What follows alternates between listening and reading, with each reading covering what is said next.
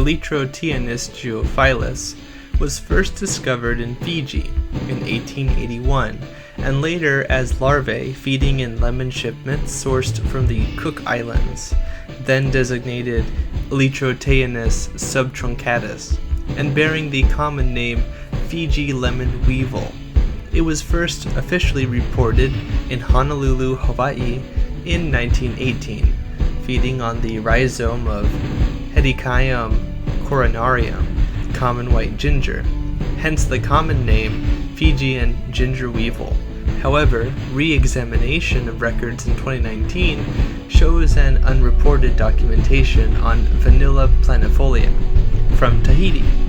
In Scottsboro, Alabama, April 1, 2019, adult weevils were discovered in Crinum species tropical spider lily bulbs, originally purchased in Hawaii, representing a novel host from the family Amaryldaceae. It is considered a federal quarantine pest in the United States of America and is part of the United States Department of Agriculture's prioritized offshore pest list, damaging mainly those crops with nutrient storage structures such as corms and tubers, like those of sweet potatoes and birds of paradise, but adapt to hosts which lack these qualities.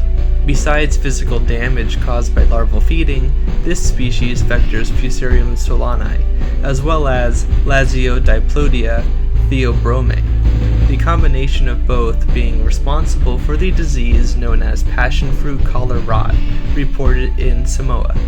Elytroteinus geophilus is from the Cryptorhynchine subtribe Tylodina, all the adults of which possess a bare, cavernous channel for the rostrum to fit into, and this can aid in its identification. As an adult, it is 6.5 millimeters long, with dark brown scales and a distinct white W-shaped band on elytra, though friction can remove this marking. Adult females puncture the stem of a host plant and lay eggs in a cavity, where white larvae will hatch and bore into the stem, vectoring and exposing the interior body to pathogens. Larvae pupate either by spinning a cocoon with fibrous materials or alternatively inside of fruit tissue.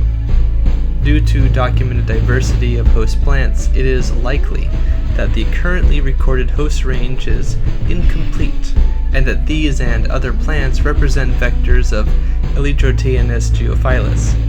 If allowed to establish in compatible agricultural crops, it represents an extreme threat, especially in those crops that already broadly suffer from negative factors, like pests and environmental effects.